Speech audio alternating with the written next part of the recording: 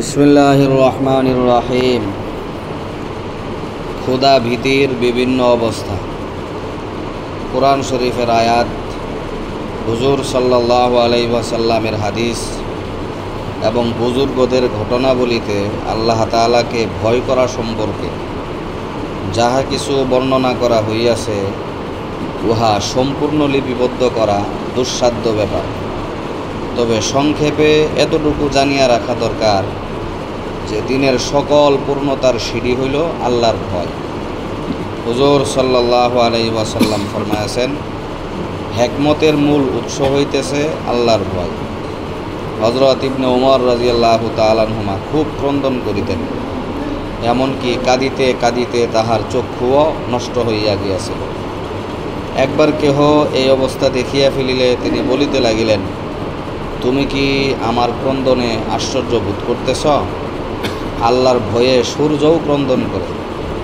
আরেকবার এরূপ ঘটনা ঘটিলে তিনি বলিলেন, আল্লাহর ভয়ে চাঁদও ক্রন্দন করে। এক যুবক সাহাবীর নিকট দিয়া হুজুর সাল্লাল্লাহু আলাইহি সাল্লাম যাইতেছিলেন। ওই সাহাবী তেলাওয়াত করিতেছিলেন যখন ফাইদাং শাক্কাতিস সামাউ ফাকানাত ওয়ারাদাতান কাদ্দিহান এই আয়াতে পৌঁছিলেন, তখন তাহার শরীর শিহরিয়া উঠিল এবং কাঁদিতে কাঁদিতে শ্বাস বন্ধ হইয়া যাইতে লাগিল। এমত অবস্থায় সে বলিতেছিল, হ্যাঁ, যেই দিন আসমান ফাটিয়া যাইবে, অর্থাৎ কিয়ামতের দিন, আমার কি অবস্থা হইবে, হায় আমার ধ্বংস। হুজুর সাল্লাল্লাহু আলাইহি সাল্লাম বলিলেন, তোমার ক্রন্দনের কারণে ফেরেশতারাও ক্রন্দন করতেছে।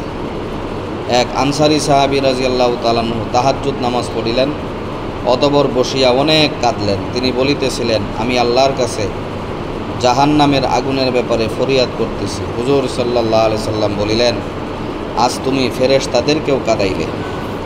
আব্দুল্লাহ ইবনে রাওয়াহা রাদিয়াল্লাহু তাআলা একজন সাহাবী, তিনি একবার ক্রন্দন করিতেছিলেন। তাহার ক্রন্দনে তাহার স্ত্রীও কাঁদিতে লাগিলেন। জিজ্ঞাসা করিলেন, তুমি কাঁদিতেছ কেন?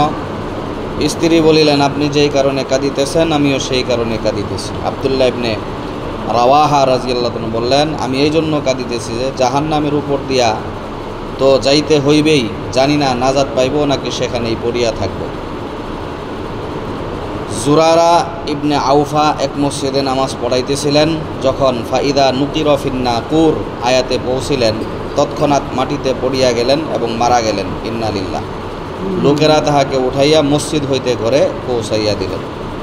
হযরত খুলাইদ রহমতুল্লাহ আলাই একবার নামাজে বারবার কুল্লু নাফসিন যায়িকাতুল মউত পড়িতেছিলেন। কিছুক্ষণ পর ঘরের এক কোণ হইতে আওয়াজ আসিল, তুমি ইহার কতবার পড়বে? তোমার বারবার পড়িবার কারণে 4 জন জিন মারা গিয়াছে।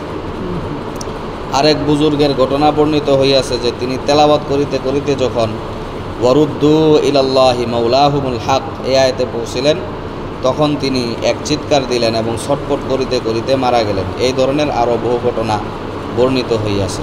আল্লাহ তাআলা আমাদের সবাইকে আল্লাহ তাআলাকে পরিপূর্ণভাবে ভয় করার তৌফিক দান করুন।